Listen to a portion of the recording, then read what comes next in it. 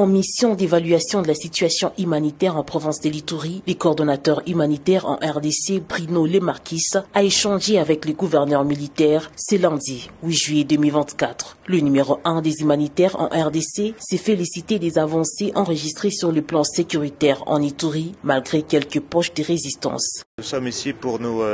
rendre compte sur terrain de la situation, notamment de la situation humanitaire. Nous venons d'avoir un excellent échange avec le gouverneur,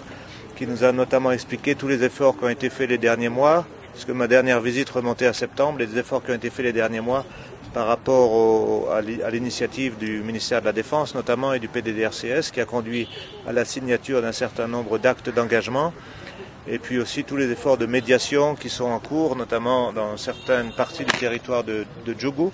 et qui ont permis de ramener un certain calme dans certaines zones, entre certaines communautés. Et il y a même des marchés qui ont réouvert, des marchés mixtes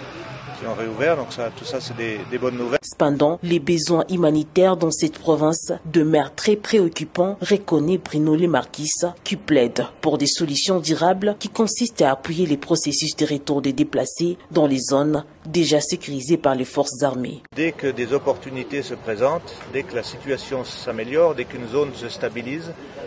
faire tout ce qui est possible pour que l'aide humanitaire diminue,